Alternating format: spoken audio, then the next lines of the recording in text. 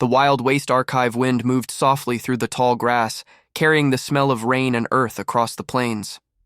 The Lakota camp was quiet, too quiet for a place that once rang with children's laughter and drumbeats. War and sickness had taken much, leaving behind widows, orphans, and men carrying grief heavier than their weapons. Among them walked a warrior named Maddo, 35 years old, his shoulders broad but bent under a burden no strength could ease. In his arms, wrapped in worn buffalo hide, lay his baby. The child's breath was shallow, lips pale, cries too weak to pierce the air. For 2 days the baby had not fed properly. Maddo's wife had died during childbirth, her last breath mixing with the baby's first. Since then he had wandered between lodges, pride stripped away, asking questions he never thought he would speak aloud. Milk, he needed milk. Among the Lakota, warriors were taught to endure pain without complaint, to face death without begging. Yet now Maddo's steps were uncertain as he approached the edge of the camp where a young widow lived alone.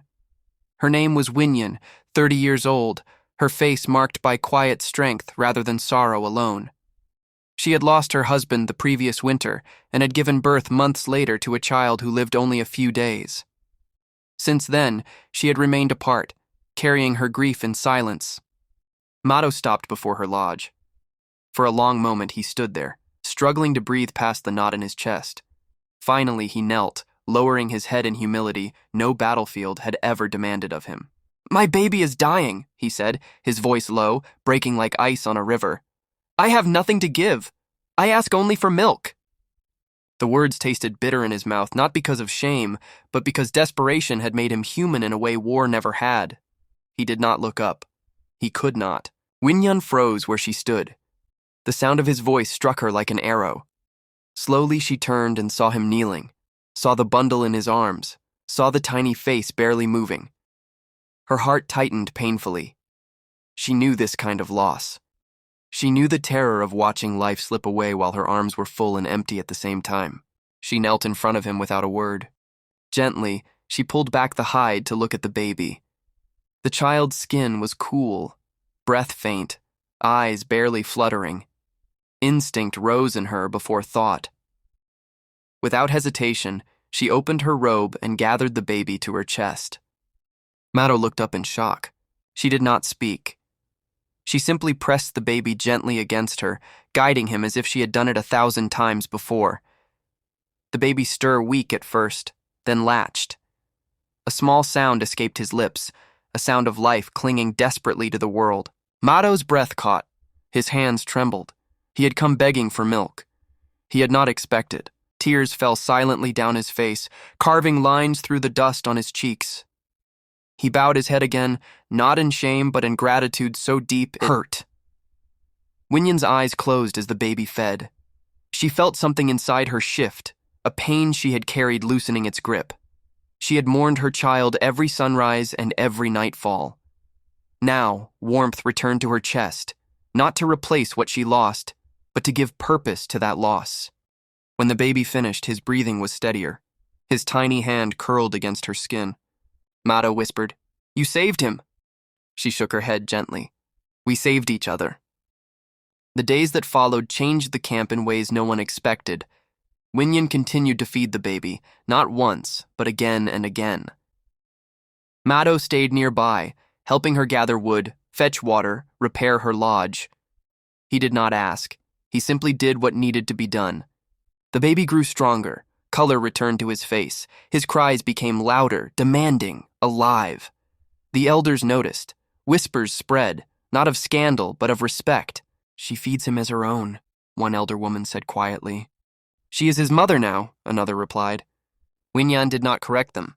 At night she held the baby while Maddo sat by the fire, watching shadows dance across the lodge walls. Sometimes they spoke, sometimes they sat in silence. Both were healing in different ways. One evening, Maddo finally spoke the words that had been pressing against his chest for days. "You owe me nothing," he said softly. "I will take him away if you wish." Winyan looked at the baby sleeping against her.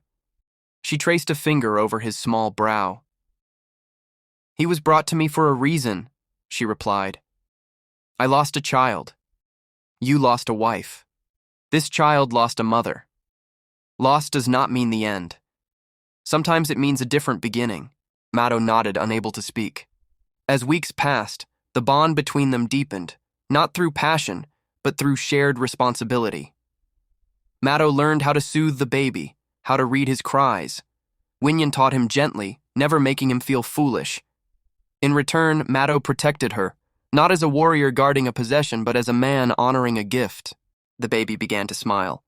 When he did, something in the camp shifted. Laughter returned, quiet at first, then stronger. Children gathered near Winyan's lodge again. Elders nodded approvingly as they passed. One afternoon, the baby reached for Maddo's face, fingers curling into his beard. Maddo laughed for the first time since his wife died. The sound startled him. Winyan smiled, tears shining in her eyes. That night, the elders called them to the council fire. They sat side by side, the baby cradled between them. The head elder spoke slowly, his voice carrying the weight of tradition. "This woman fed life when death was near," he said. "This man humbled himself for his child. Among our people, such acts create bonds stronger than blood." He looked at Winyan. "You became a mother again?" He looked at Maddo. "Your child lives because you asked and because she gave."